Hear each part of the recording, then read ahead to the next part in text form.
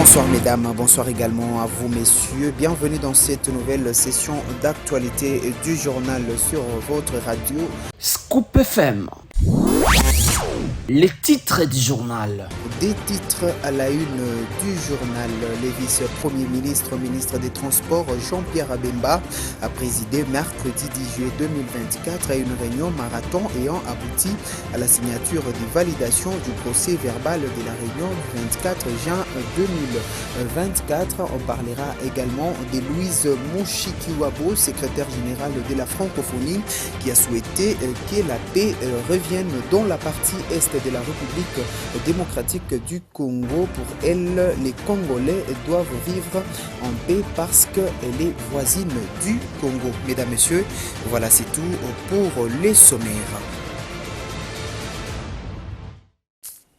L'actualité en bref. Le vice-premier ministre, ministre des Transports Jean-Pierre Bemba a présidé mercredi 10 juillet 2024 une réunion marathon ayant abouti à la signature des validations du procès verbal de la réunion du 24 juin 2024. D'après la cellule des communications du ministère des Transports, la dite réunion du 24 juin avait réuni autour d'une table les bancs syndicales de l'Office national des transports et le groupement Matadi corridors terminaux aux containers pour établir la mise en concession du port des Matadi.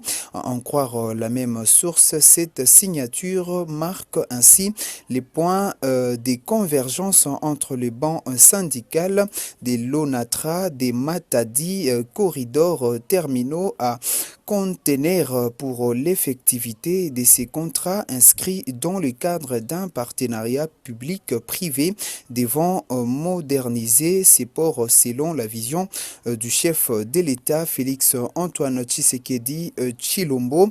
Au total, 47 délégués syndicaux ont signé cette validation en présence notamment du secrétaire général du ministère et de cette délégation.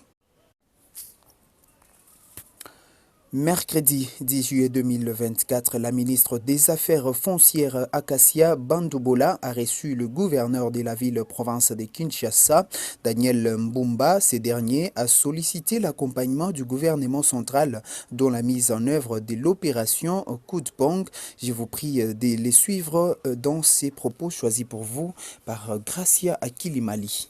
Il était question d'une séance de travail avec Madame la ministre d'État en charge des questions foncières. Alors notre échange était justement basé sur la nécessité de voir avec le gouvernement central, au travers de ses compétences, des réserves foncières pour essayer de nouer nos politiques que nous avons prévues quant à ce. Et de manière imminente, de nous disposer, en tout cas une décharge, parce que nous allons lancer dans le jour qui vient une grande opération de coup de poing pour essayer de balayer Kinshasa, nettoyer Kinshasa. Kinshasa, à ce jour, compte plus de 3 400 000 tonnes de déchets, ce qui est énorme. Pendant qu'à côté, il n'y a pas de centre de décharge finale, il n'y a pas de centre d'enfouissement. Le centre d'enfouissement qui Kinshasa a été doté aujourd'hui a des problèmes qui nécessitent des expropriations, de superposition. Pendant ce temps-là, de trouver des issues, nous nous sommes dit qu'il faudra quand même une mesure transitoire pour trouver un endroit accompagner l'opération coup de poing. Nous sommes très heureux.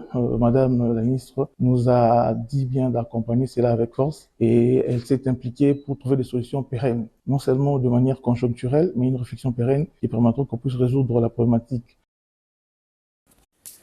Parlons politique dans ces journaux lors d'une causerie morale mercredi 10 juillet 2024 avec le jeune du parti présidentiel. Le secrétaire général Augustin Kabouya a demandé pardon au président de la République au sujet de la situation qui prévaut au sein du parti et il a également évoqué le fait que certaines personnes prennent de l'argent d'autrui pour s'attaquer à lui. Écoutez le secrétaire général de l'UDPS Augustin Kabouya dans ses propos. Il faut dégager unanimité pour le Félix Tshisekedi. Bakia kozaba mbongo pour balongo le chef de l'État. Parce que président bango bakoya na yewana. nde akota secrétaire général na ye. Mais tozalaki na nganda yala tokendeki nanu na Kisantu, toke na Kisantu bapesi nga pouvoir mpona koconvoke congrès. Ntango tolongo na Kisantu toke na nganda yala ba congrès torenouvele manda ya 5 ans mpona tata mokonzi ya ekolo. Sikoyo totali position aza nango balobi no pendant cette période secrétaire général bomba sak wana ngai naza mwana na memi sak ya mokonzi problème nange ezali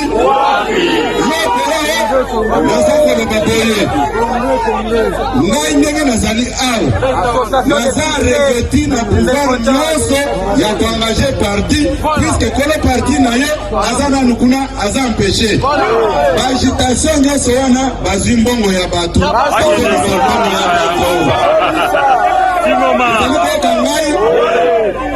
na boyi kotanga bakombo ya bato awa mpona sala promotion bakango te mais bamiyebi ke logiquement parlant bazata na cheville te à ce qui concerne le parcours politique na intégrité morale toyokani. Louise Mushikiwabo, secrétaire générale de la francophonie, a souhaité que la paix revienne dans la partie est de la République démocratique du Congo. Pour elle, les Congolais doivent vivre en paix parce qu'elle est voisine du Congo et que pour cela, il faut que toutes les décisions qui sont prises à travers différentes médiations puissent être respectées et appliquées par tout le monde. Suivez. En tant que secrétaire général de la francophonie, moi je souhaite la paix. Je souhaite que les frères et sœurs congolais, puisque je suis voisine du Congo, puissent vivre en paix et que pour cela, il faudrait que les décisions qui sont prises à travers les différentes médiations puissent être appliquées par tout le monde. Mais il y a une résolution qui vient de tomber condamnant le Rwanda. Merci. Comment réagissez-vous? Merci. Madame Mushikiwabo, la résolution de l'AFP vient de tomber. Comment réagissez-vous?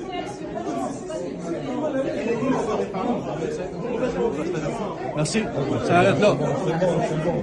Parlons santé dans ce journal. 11 861 cas notifiés de tuberculose en 2023 dans la province de l'Ituri, dont 1948 cas dans la zone de santé de Bunia. C'est la statistique livrée ce mercredi 10 juillet 2024 par la coordination provinciale les pré-tuberculose lors d'une matinée scientifique organisée à Bunia en marge des activités de la journée mondiale de la tuberculose célébrée chaque 24 mars de l'année. C'est un reportage extérieur. C'est la salle de la faculté de médecine de l'université Shalom de Bunia qui a servi de cadre à cette activité de sensibilisation animée par l'équipe cadre de la coordination provinciale lèpre tuberculose de l'Ituri à Bunia. Le thème national prévu pour cette année, c'est oui, ensemble, nous pouvons mettre fin à la tuberculose en République démocratique du Congo. Les médecins coordonnateurs de la lutte contre la lèpre et tuberculose en Ituri, Dr Justin Mukonkole, donnent la motivation de l'organisation de cette matinée scientifique et la statistique des personnes infectées par la tuberculose en Ituri. Il fallait qu'on organise la matinée scientifique. Comme on avait déjà fait le tour des autres institutions d'enseignement, nous avons pensé qu'il fallait venir ici à l'université Shalom. Partager avec les futurs médecins sur la tuberculose qui est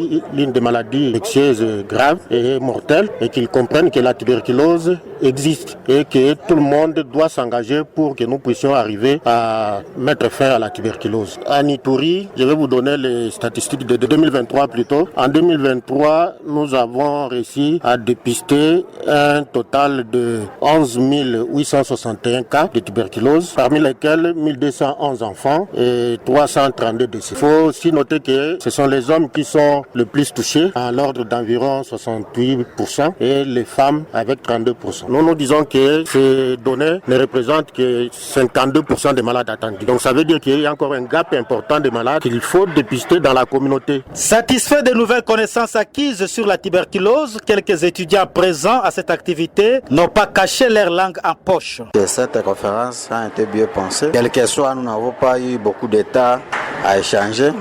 Mais quand même, ce qui nous a attiré comme attention dans cette conférence, c'est par rapport à des mesures d'hygiène de la tuberculose, à mesures préventives de la tuberculose, comment on peut traiter la tuberculose, comment on peut sensibiliser la communauté par rapport à la tuberculose. C'est ça ce qui m'a attiré beaucoup à cette conférence. Là, il faut que nous puissions maintenant sensibiliser aussi nos collègues, nos très chers camarades, la communauté aussi là où nous vivons, dans des différents quartiers. C'est là que nous allons maintenant mettre en pratique à sensibiliser aussi nos amis. Selon moi, j'ai apprécié vraiment. Tout est bien passé parce qu'on a aussi recueilli d'autres choses qu'on ne savait pas. Sur la tuberculose, oui, on a recueilli d'autres choses et des questions posées par les collègues. Nous avons vraiment apprécié. Il est à noter que le territoire de Djougou est le plus touché en Ituri. Les centres de santé de Mouzimaria et de Bunia Cité regorgent l'effectif poignant de tuberculeux dans la zone de santé de Bunia. La République démocratique du Congo est classée parmi les 30 pays à lourd fardeau de la tuberculose. Classée comme un grand problème de santé publique, 1 500 000 personnes meurent chaque année suite à la tuberculose, ainsi que 200 enfants chaque jour. À marge des activités marquant cette journée mondiale de tuberculose, la coordination provinciale lèpre tuberculose en Ituri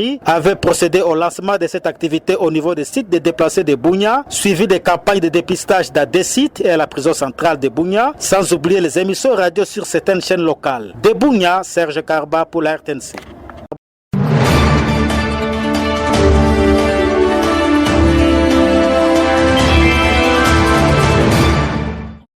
L'actualité en sport, l'Angleterre s'est qualifiée ce mercredi 10 juillet pour la finale de l'Euro 2024 après avoir battu le Pays-Bas par un score de 2 buts contre 1, sauvé par un but d'Oli Walken.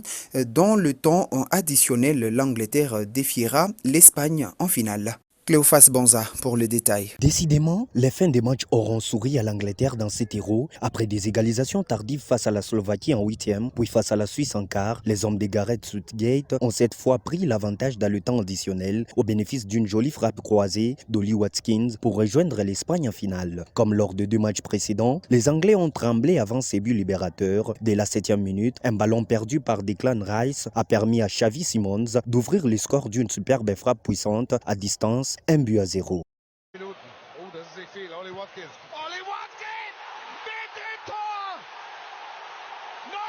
Mais les Anglais ont détonné en termes de contenu par rapport aux 2 derniers matchs. Dominateurs dans l'entrejeu, ils ont recollé par l'intermédiaire d'Harry Kane sur penalty après une intervention maladroite de Denzel Dumfries dans sa surface à la 18e minute. Égalisation.